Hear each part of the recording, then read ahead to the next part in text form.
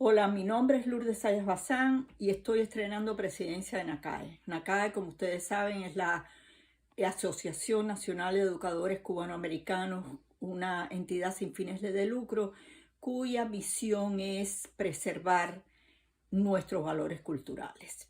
También esta presentación vamos a empezar a hacerla virtualmente, ya que debido a la pandemia que nos azota, nos es imposible seguir con nuestras reuniones mensuales. Esta vez me es un honor presentar a la doctora Rosa Leonor Whitmarsh, dama cubana de rancia estirpe mambisa, graduada en Filosofía y Letras de la Universidad de La Habana, con estudios superiores en universidades en México y en los Estados Unidos.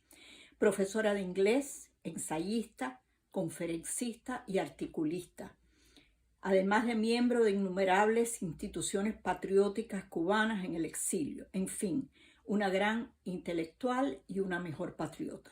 Y sin más, paso la palabra a la doctora Rosa Leonor Whitmarsh. Es un gusto para mí presentar a la Asociación Nacional de Educadores de Cuba en el exilio estas dos instituciones cubanas como fueron ProArte Musical y el Liceo y Lawn Tennis Club de La Habana. Como todos sabemos, nada es por generación espontánea, todo se produce dentro de un marco histórico y a través de procesos.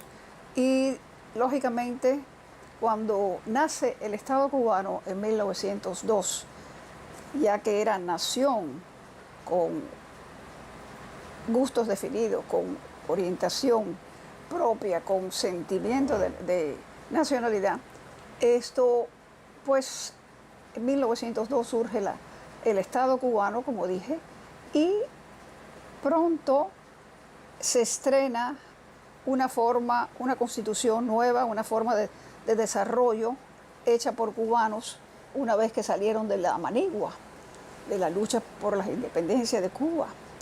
De manera que estas dos instituciones cubanas, ProArte Musical y el Liceo Tennis Club, el Lawn Tennis Club, son ejemplos de instituciones culturales y cívicas que se desarrollaron, dijéramos, en los primeros años de la República. La República de 1902 a 1959 fue en ascenso. Se estrenó patria, se estrenaron maneras de gobernar y con un adelanto, gracias a nuestra posición geográfica y a las experiencias que se obtuvieron durante las guerras de independencia, pues la mujer cubana participó muy activamente, tanto dentro de Cuba como en el exilio, lo que se llamaba entonces el destierro. Y realmente a los pocos años, en 1918, a los 13 años y tantos de haberse inaugurado la República como tal, un grupo de mujeres de alta clase social cubana, encabezadas por María Teresa García Montes de Giberga, cuya foto aparece en este documental, pues comenzaron a reunirse con gran entusiasmo en casa de la propia María Teresa García Montes de Giberga y concilió un grupo de mujeres preparadas en la música. La mayoría de ellas tocaban el piano, tenían formación musical, habían viajado y La Habana siempre había sido desde la colonia una plaza musical de importancia, de manera que conscientes de eso y todas en el mundo de la música, como María Teresa García Montes de Giberga, Oria Varela de Albarrán, Laura Reineri de Alonso y otras, Natalia Arosti, pues se reunieron y fundaron una asociación en pequeño con el propósito de divulgar a nivel amplio dentro de la sociedad habanera, pues la cultura musical cubana. Efectivamente se reunieron en la Sala Espadero. El maestro Hubert de Blanc, que por cierto fue mi abuelo musical en el sentido figurado, puesto que fue un camino de la música que él trazó en Cuba para profesores y alumnos, prestó la Sala Espadero, nombrada tras un gran músico cubano, Nicolás Ruiz de Espadero. Y allí se empezaron el primer concierto en diciembre del año 1918. Y un pequeño grupo de personas, ellas buscaron asociados y promovieron que pasara al Teatro Pairé, al Teatro Nacional, y poco a poco fundamentaron un grupo de socios que avalaban pues la sociedad. Por allí, Misha Elman, por ejemplo, y Omar Novaes, los grandes, tanto violinistas como pianista la segunda, violinista el primero, pues, y el cuarteto clásico de La Habana, formado por músicos cubanos, pues ese cuarteto inauguró la serie de conciertos. Y muy inquietamente, porque fue una obsesión de esa gran promotora, de María Teresa García Montes, que murió muy joven, a los 50 años, pero cuyo propició el desarrollo y enseguida concibieron la idea de comprar un terreno de donde poder hacer un teatro propio. Parecía un sueño de una noche de verano, pero tras una serie de trastabilleos, vamos a decir así, lo lograron perfectamente. Compraron el terreno de Calzada y cuando aún no estaba pavimentada la calle, expidieron bonos, consiguieron cientos de miles de dólares, es decir, el proyecto subió a $420,000 en aquella época, que era 1928 aproximadamente, y edificaron con los planos de Boenck y Quintana, los famosos arquitectos, edificaron el teatro que llevó a cabo las obras la firma Albarrán y Vival. Y la primera piedra se puso allí en el año 28 y se inauguró en 1 año y 4 meses, tiempo récord para ese teatro tan hermoso que colmó la vida de tantos cubanos, entre ellos la mía, la de mi abuela, que fue socia, miembro fundador, no socia fundadora, sino no miembro fundador, sino socia fundadora, compró bonos y nosotras asistimos, dijéramos, gratuitamente durante años, y a la Academia de Ballet, mi hermana y yo, para tomar clases de ballet, donde ya pues Alberto Alonso, Alexandra Denisova, los pioneros del ballet en Cuba, promovidos por Laura Reineri de Alonso, la madre de Fernando y Alberto, pues se propició una academia de ballet extraordinaria que hasta nuestros días representa un arte cubano y clásico extraordinario. Todo eso se logró con una directiva que en el tiempo en que vivió, en que existió la sociedad, de 1918 a 1967, en que fue ProArte despojado de su teatro y de la casa anexa donde estaba con posterioridad la Academia de Baile, pues se desarrollaron muchas cosas muy importantes para la comunidad cubana. Al punto que ProArte extendió, vamos a decir, su influencia a las ciudades de Manzanillo, de Santiago de Cuba y de Cienfuegos. Se crearon sociedades hermanas, no la misma, pero sí afines, donde los artistas principales que pasaban por La Habana después pasaban por la provincia. Eso fue una gran influencia. Decir lo que representó para la cultura cubana ProArte musical es difícil expresar en pocas palabras. Realmente no solo fue los conciertos que se ofrecieron en el Teatro Auditorium, sino la extensión que hicieron a las cárceles de Cuba, a los asilos, a la Casa de Beneficencia, al Asilo Carvajal, a la cárcel de Aldecoa para mujeres, el presidio para presos. En fin, se dieron conciertos, por ejemplo, el maestro Segovia tocó su maravillosa guitarra allí. Es decir, tuvieron las mujeres de ProArte un sentido social, al punto de que se daban un número de entradas gratuitas para los jóvenes, al punto de que se instauraron becas de estudio, como por ejemplo el primer becado fue Jorge Bolet, el maravilloso pianista. Marta Pérez, que estuvo un tiempo en Italia y debutó en la Scala de Milán. Ivette Hernández, la hija preferida de ProArte, que tantos años, por 10 años, disfrutó del patrocinio o matrocinio de de ProArte y de Concha Giberga, la hija de María Teresa García Montes de Giberga. 10 años estudiando en el Instituto Curtis y además en París con la Benguerova. Mi gran amigo Luis González Rojas también disfrutó de becas de ProArte. El número de artistas cubanos que participaron en conciertos, teatro, porque hay que hablar que ProArte, bajo Oria Varela y promovida por Natalia Arostegui, crearon la escuela de guitarra, la escuela de ballet formalmente y la escuela de guitarra, ballet y de declamación.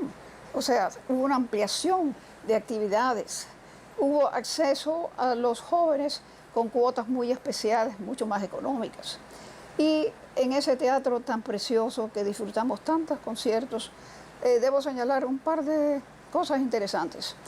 Mi profesora de piano, María Emma Boté, que había crecido al lado de Concha Giberga, que era una muchachilla, cuando María Teresa de García Montes organizaba todo el proyecto, me cuenta que antes de inaugurarse había un ejército de costureras sobre el teatro, cosiendo las cortinas de terciopelo que se pusieron en la boca del teatro y que se manejaron manualmente durante muchos años hasta que después se hicieron automáticas, es decir, por electricidad.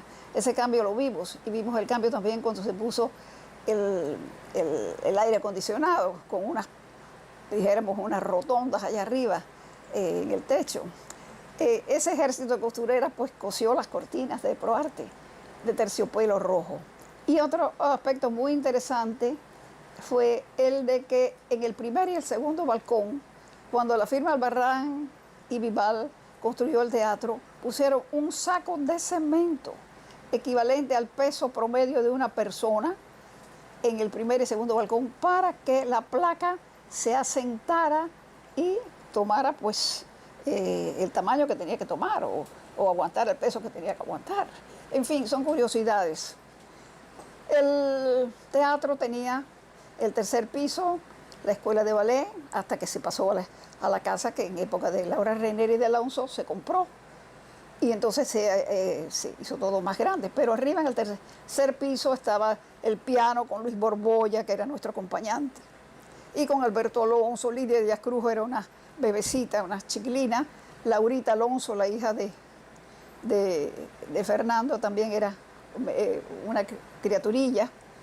Y Alejandra Denisova, con quien se había casado Alberto, después se divorciaron, pues fue nuestra profesora de ballet durante un año. Tenía su biblioteca musical, su salón de juntas, donde la única vez que estuve fue para comunicar a las señoras socias de la directiva que estaba ya tramada la confiscación, le llamaron expropiación, nunca se pagó un centavo a ProArte. Fue despojo de esa propiedad de ProArte a ProArte y nunca se pagó un centavo. El último concierto fue el de los niños cantores de Oberkirchen. Allí estuvimos, fue un concierto muy triste, ya sabíamos que estaba condenada la caída de ProArte. Sin embargo, el interventor, que fue el compositor amigo nuestro, Juan Blanco, casado en esa ocasión con Ivette Hernández, que vestida de miliciana acudió al teatro y se confiscaron todos los bienes, los pianos de ProArte, que eran varios, todas las pertenencias de ProArte, y lo único que se permitió sacar fue una lista de socios. Lista de socios, en 1961 ocurrió la confiscación, en ese último mes que permitieron que se diera el concierto de los niños cantores de Oberkirchen y el concierto de Iris Burguet, una gran cantante cubana. Y a partir de entonces hubo una peregrinación con los socios que fueron disminuyendo porque se iban exiliando, y de 5.000 socios quedaron en unos 500 socios.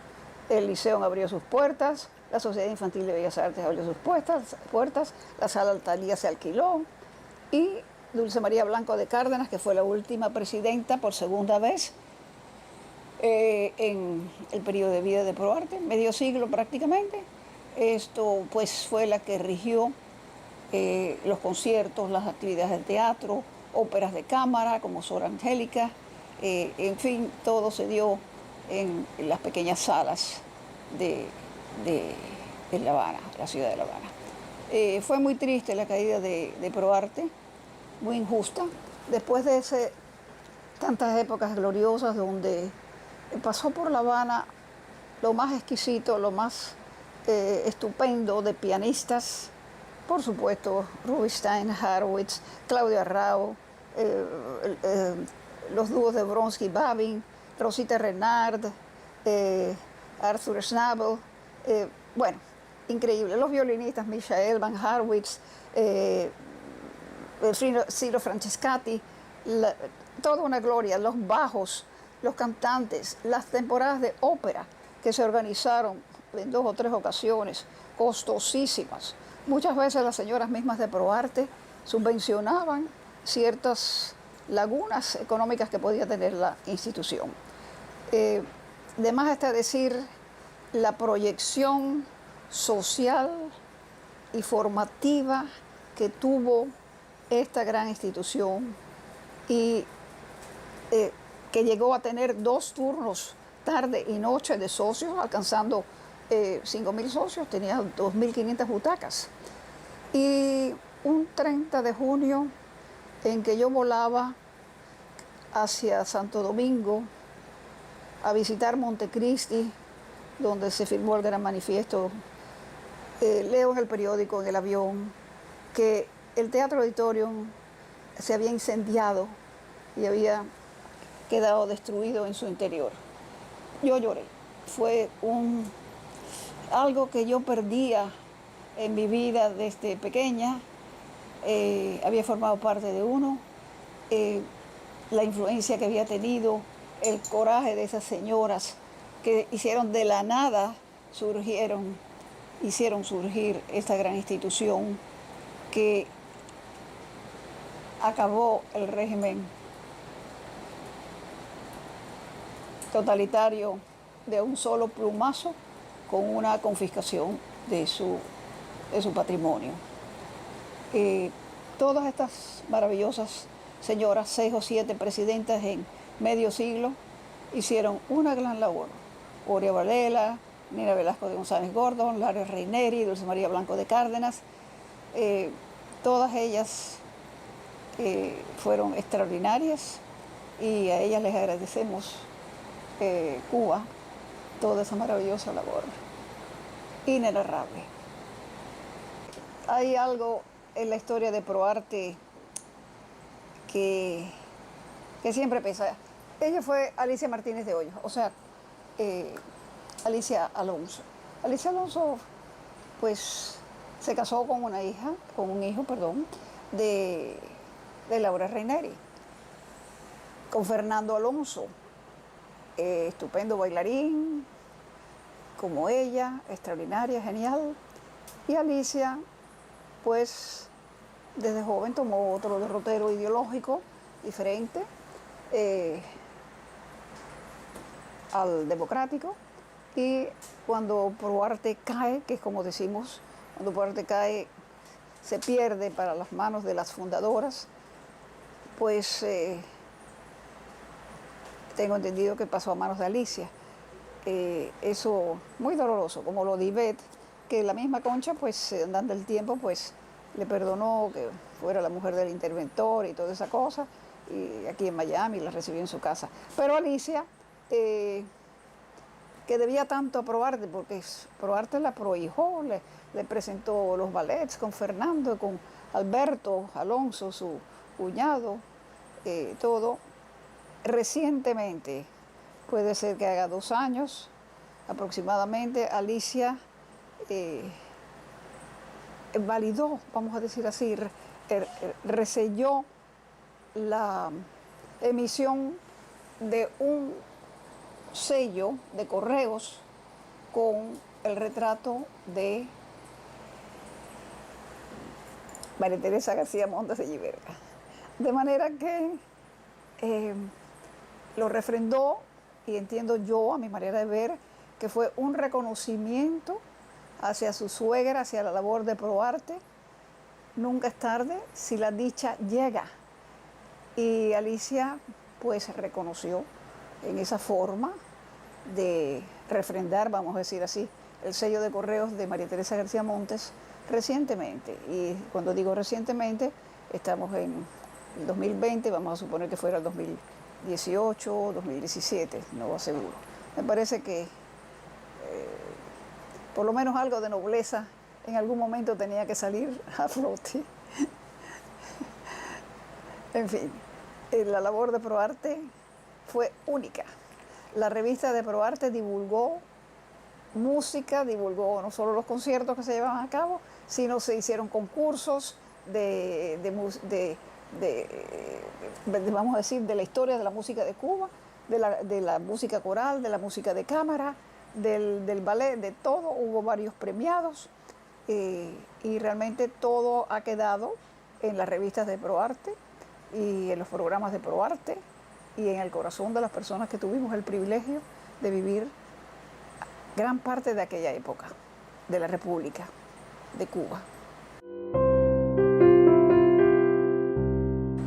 Esta institución, hermana en cuanto a ser de índole femenina, con el apoyo de todos nuestros hombres maravillosos cubanos, el mayor talento intelectual, artístico, de todas clases y colores, que fue el Liceo y Lawn Tennis Club de La Habana. También un grupo de mujeres recién llegada, René Méndez Capote, la autora de Una cubanita que nació en el exilio, hija de un eminente cubano, René Méndez Capote, que también participó en las lides de Proarte musical. Curioso, una mujer de una formación supuestamente democrática que después pasó a identificarse 100% con el régimen comunista, una curiosidad histórica. Y pues regresó de España, donde vio que se había fundado una sociedad de mujeres que se presentaban temas culturales de toda índole, y fue a La Habana con esta idea, René Méndez Capote, y habló con distintas cubanas, con Rebeca Gutiérrez, Lilian Mederos de Baralt, Carmelina Guanche, en fin, un grupo ilustre de mujeres cubanas, hasta 14 de ellas, y se agruparon y fundaron una pequeña sociedad con el propósito de presentar lo más valioso de nuestras expresiones culturales: pintura, música, clases de todo tipo, etcétera, etcétera. Y para eso pues se ubicaron en una casona del Vedado, por cierto, todos el Vedado, todos en la calle Calzada, si bien Proarte musical con el auditorio en Calzada y D, esto fue en Calzada, más o menos entre A y B, en esa casona que después, que estaba con unos sillones y a la antigua, y ahí se presentaba pues desde Mañacha, Tichazo y García Lorca, todos los que pasaron por allá antes de que se construyera el nuevo liceo en Calzada y 8 del Vedado, que fue el lugar que yo conocí y donde tuve el honor de ser miembro de su directiva durante 6 años como vocal de música. Así que cuando hablo por derecho propio de mis experiencias, que ojalá pudiera resumir en este breve espacio de tiempo. Correcto, se funda el Liceo en 1929, un 22 de febrero. Allí se dan, como dije, el pase de muchos intelectuales, de Marquina, de los Enrique Ureña, como dicen aquí, you name it, los que ustedes quieran nombrar. Y ya en la mente, como Proarte también, a los 10 años ya estaba en la mente de las mujeres fundadoras del liceo, ya estaba en su mente el tener un edificio propio. Efectivamente, existía una sociedad de tenis de muchachas que estaban en ciertos apuros económicos, eran muchachas de high class, en Calzada y 8 en el Vedado. Y ya ahí ya estaba incorporada Elena Mederos, que es nuestra gran mentora, Elena Mederos de González. Y hacen el proyecto para tratar de convencer a esas otras mujeres de que agrupándose el liceo con el lawn tennis podían ser más fuertes, podían afrontar los gastos y las actividades de mejor forma. Había 2 courts de tenis, una casa club chiquita pero útil, con baños, etcétera, etcétera. Y efectivamente, aunque algunas no pusieron atención, pero otras sí, y lograron hacer la forma de unirse 10 años más tarde, o sea, en el 39, y ese mismo año se puso la primera piedra del liceo. Lilian Mederos de Baral fue el arquitecto y la que hizo la construcción del edificio, magnífico, de 3 plantas por una parte. Teníamos allí un pequeño teatro, teníamos una sala de exposiciones, un salón de estar, una pequeñísima cafetería, la biblioteca, que fue única en su género, biblioteca circulante y biblioteca infantil y juvenil, con actividades específicas, con Rosita Bella, con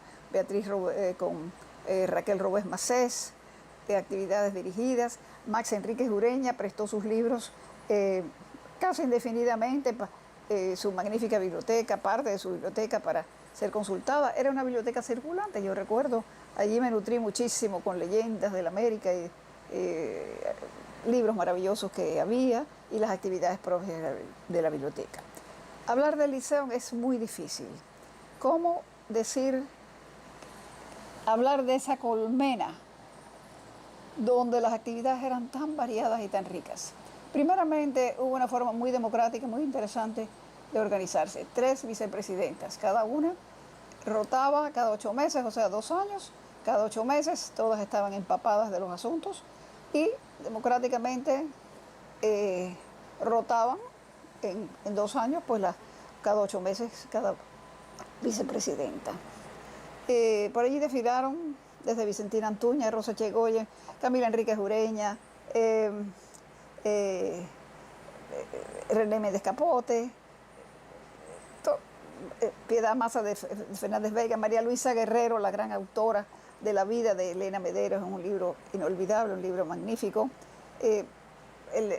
Elena Álvarez de Sayas, Alicia Fuentes, Zoila Corominas, Anita Arroyo, Regina de Marcos, en fin, una pléyade de mujeres profesionales y amas de casa, capacitadísimas, que en unos 49 años, vamos a decir, de 1929 al 68, que es cuando queda totalmente confiscada la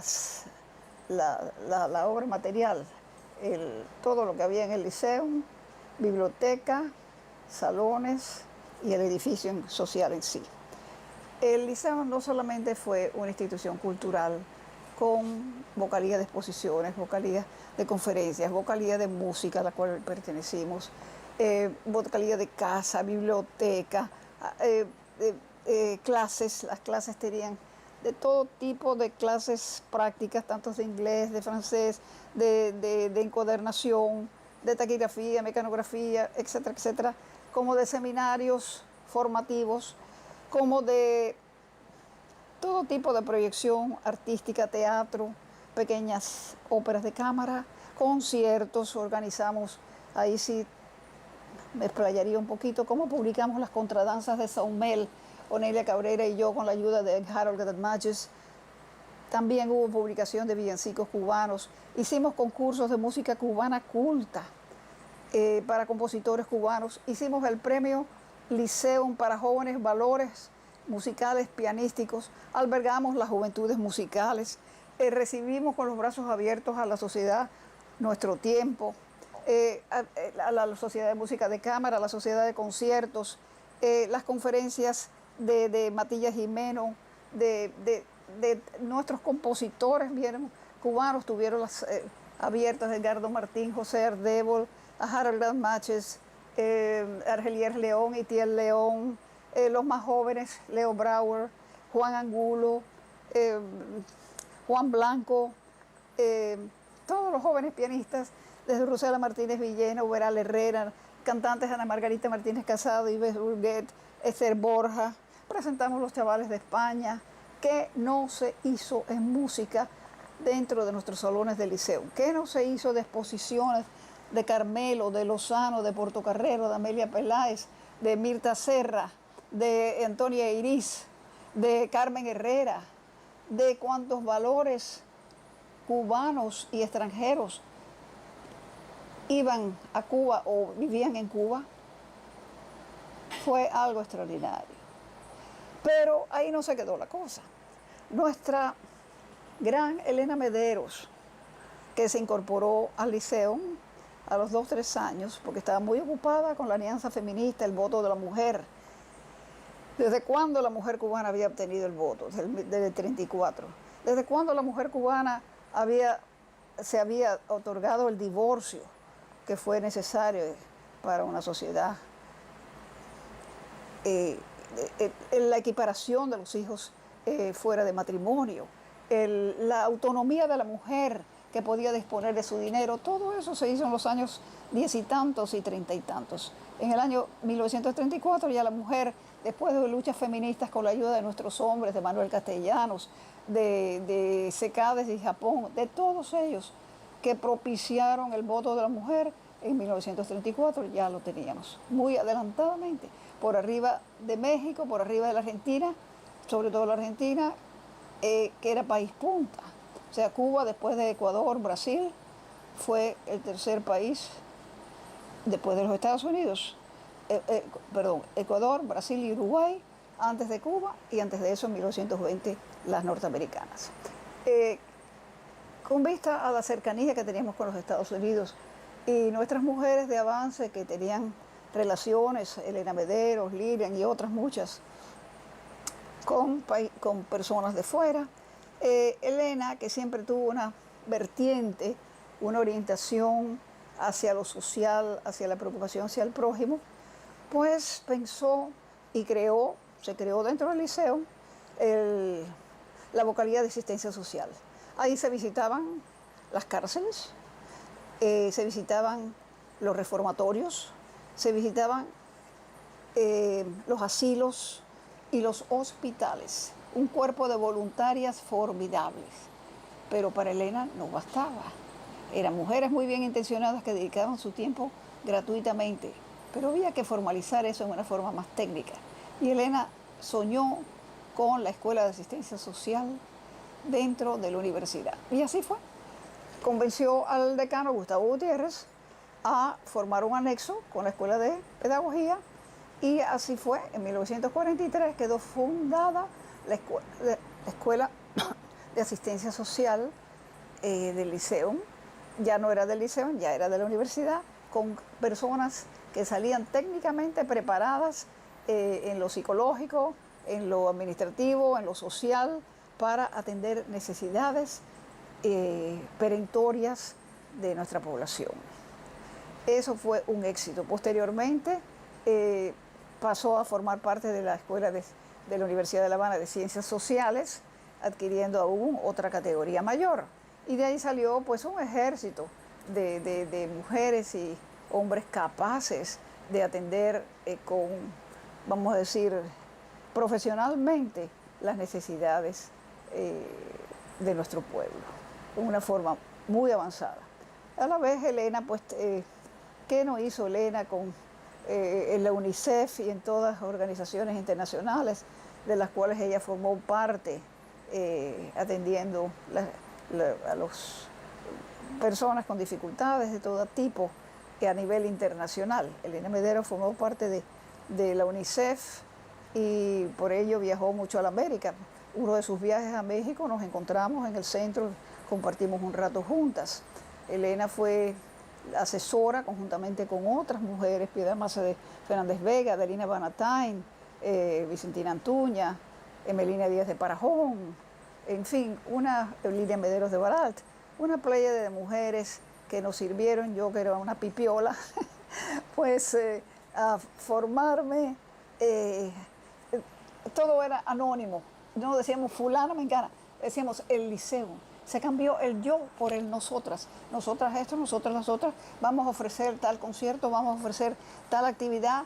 Nosotras. No aparecía en la prensa la vocalía tal, pero no el nombre. Ahí estaban Rosario Resach de León, María Luisa Rodríguez Colombier de Bustamante, María Luisa Guerrero, pues, como dije antes, la gran autora del libro sobre la vida de Elena. Eh, Algo increíble. Teníamos una sección de cocina que todo el mundo conoce, Nitzia Villapol, y otras también muy notables señoras que propiciaban pues clases de cocina y de cuánta cosa Dios creo, la verdad. Hacíamos una exposición anual de flores para del peso, costaba $1 la entrada, y se exhibían las flores más lindas, no solo nacionales, sino las importadas mayormente de Colombia. Y con esos fondos podíamos hacer asistencia social a las personas más necesitadas en los hospitales, el Hospital Mercedes, que existía entonces y dejó de ser posteriormente. En fin, tanta obra social que se hizo. Tuvimos el gusto, nosotros en la experiencia especial, de recibir, por ejemplo, yo moderé una mesa con Hachaturian, por medio de María Teresa Enríquez, hicimos un contacto con el gran compositor ruso, que estaba a la sazón en La Habana, ya estoy hablando de 1959-60, y yo moderé esa mesa en la cual participaron varios compositores cubanos, Ardebo, Harold Maches, Edgardo Martín, y también estaba Kogan, el gran violinista, y yo al lado de Hachaturian. Como el ambiente estaba muy caldeado, estamos hablando del año 60 aproximadamente, decidimos la directiva hacer que las preguntas que se hicieran a Hachaturian por medio de la moderadora, que era yo, se hicieran por escrito. Y la gente estaba muy exaltada porque ya sabíamos cómo en la Unión Soviética los compositores tenían que componer al estilo que interesaba al Estado soviético. Es decir, una música con carácter populista. Los compositores no podían expresarse libremente sus creaciones, sino tenían que ceñirse a unas pautas populistas de música. Y esa pregunta yo la recibí. La recibí en un papelito. Bueno, ya era una pregunta que motivaba a la polémica. Y como digo y repito, estaba la gente muy encendida, las paredes estaban llenas de gente de pie, no solamente los sentados. Y yo cuando recibí la pregunta, por algo se hizo en una forma discreta, pues bueno, le aguanté la pregunta, pero lo malo o lo bueno fue que después se me olvidó darle curso, no fue intencional, pero tal vez fue providencial no suscitar ninguna polémica y por lo tanto todo estuvo ceñido a lo natural de Hachaturian y toda esa cuestión. ¿Sí? Pasó una mesa, un panel interesante, pero sin luchas ideológicas, por suerte, porque no hubiera sido el momento. El Liceo jugó una participación cívica. Esto es un aspecto que hay que señalarlo. Formamos parte de la Asociación de Amigos de la República con don Cosme de la Torriente a principios de la época de Batista, para conciliar y hacer que Batista reconsiderara su posición después del golpe de Estado, del terrible golpe de Estado de 1952, y se trató de hacer, por medio de don Cosme y otras asociaciones cívicas, una moderación a la situación. En definitiva, no se logró. Hubo un intento posterior, años más tarde, también en la cual Elena participó con mucha mesura, con mucha que la caracterizaba a ella, una persona muy prudente, con mucho tacto, mucho time para decir y hacer las cosas, y realmente pues el proyecto no triunfó porque hubiera sido una vía cívica y civil y civilizada de lograr la salida de Batista. Desgraciadamente fue a través de unas guerrillas a las cuales se les dio una importancia, un aspecto glorioso, como si hubieran sido épicas, que no fue así. Fueron alzamientos acá y allá, con mucho ruido y pocas nueces. Pero bueno, como estábamos en contra del golpe de Estado inicial, pues prosperó y las fuerzas cívicas vencieron a Batista. Y usufructuó todo esto, ya sabemos, el jefe de la sierra. Bien, quería señalar que el prestigio del Liceo en todo momento fue extraordinario y gracias a eso se respetó la existencia del Liceo hasta 1968, cuando ya había caído toda la empresa, no solamente extranjera, toda la industria extranjera había sido confiscada, enajenada, había sido secuestrada por el gobierno. Todas las industrias nacionales en una lista tremenda fueron confiscadas y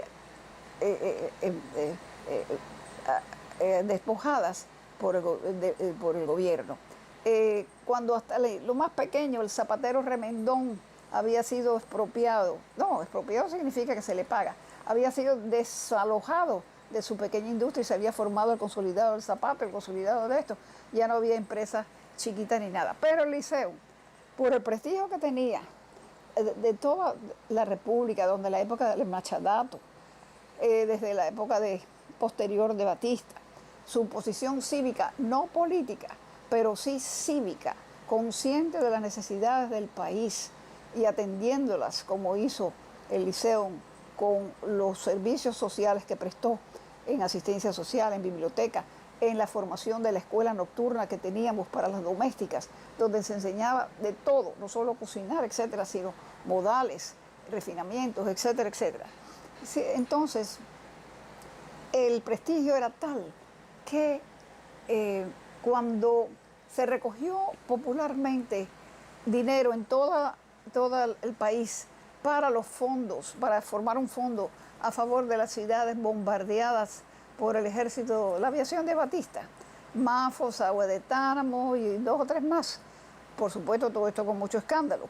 Se recogió bastante dinero y se nombró al Liceum depositario de ese fondo para comprarle zapatos y suéteres a los campesinos.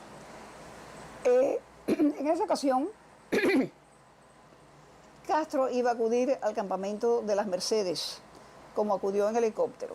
Y yo fui nombrada por el Liceo, y me acompañó una amiga, a hacer la distribución de esos zapatos y suéteres en el campamento de las Mercedes. Allí me dirigí con mi amiga Pilla Velar y llegamos al campamento donde estaba el comandante Quevedo. Explicamos el asunto que iba yo enviada por el Liceo a la repartición y él puso muy gentilmente a mi disposición un jeep.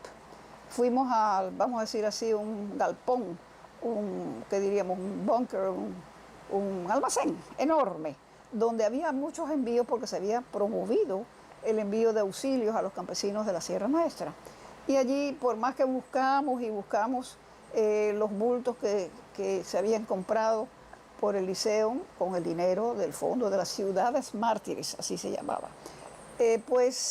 Por más que buscamos, y el mismo comandante ayudó, Quevedo ayudó en la búsqueda, no pudimos dar con esos cajones, con esos paquetes. Pero bueno, se hizo el intento y ya se sabía que eso estaba allí para ser donado por el Fondo de las Ciudades Mártires. Es decir, que ese grado de confianza tuvo el gobierno revolucionario, que entonces apoyábamos la gran parte del pueblo, eso es la verdad. El entusiasmo era extraordinario. Fue una pena, pues no, de todas maneras eso estaba allí. Castro llegó en helicóptero, estábamos destruidos por una noche de caminata desde donde quedó el carro, el coche, o sea, la máquina atrabancada en la carretera, y ahí caminamos a las Mercedes y ya fue un cansancio extraordinario. Pero bueno, valió la pena la experiencia y luego las visitas anexas al cobre y todo lo típico de Santiago, que es una maravilla. En fin, el Liceo siguió su obra en medio de aquello. Las socias, muchas fuimos dejando el país. Yo me exilié en México y mi cuota mi familia la pagó hasta que se pudo. Y yo muy triste, pues dijeron, no, Rosa, ahí está la carta en mi archivo, sigue siendo socia congelada. Me llamaron socia congelada. Pero llegó un momento en que se apoderaron del Liceo.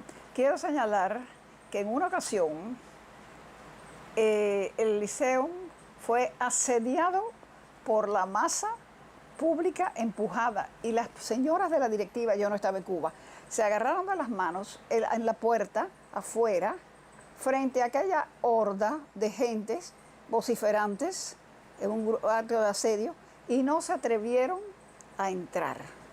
Fue un acto de valentía de nuestra presidenta Regina de Marcos, hija del gran Miguel de Marcos, periodista del Diario de la Marina, uno de los grandes periodistas cubanos, y del grupo de mujeres tan valientes y tan positivas. Como en toda situación, hubo personas que permanecieron con el régimen, otras se separaron, pero mientras el Liceo fue Liceo, se respetó y el cariño por el Liceo fue superior a toda otra ideología imperante. La revista de nuestra sociedad fue extraordinaria, por ahí desfilaron los talentos españoles, hispanoamericanos. Tuvimos la visita por ejemplo, música de Héctor Villalobos, tuvimos las visitas de los grandes intelectuales mexicanos, Alfonso Reyes, García Lorca español, tuvimos a la Marquina, que se quedó en Cuba, exiliado español.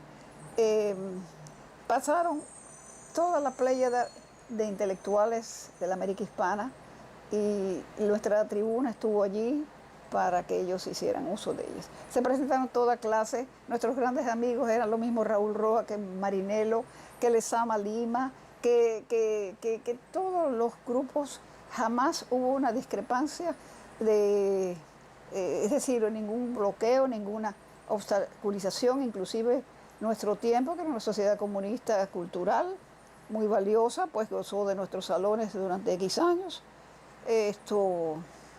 Llegó un momento en que era incosteable la presentación de todas las pequeñas sociedades que pagaban una módica cuota por el alquiler de nuestro teatro, pero en nuestro tiempo fue una forma que se le presentó que había un gasto que cubrir y ellos realmente no pudieron cubrirlos y se exhibieron de asistir y crearon su pequeño lugar aparte. De manera que el Liceo estuvo abierto a todos los pensamientos, a todas las ideologías, a todo el conocimiento práctico, teórico, ideológico. Fue realmente, lo que dije anteriormente, una colmena de pensamiento, de acción, una proyección sobre nuestro pueblo, una forma cívica de actuar. En fin, se hizo lo mejor que se pudo.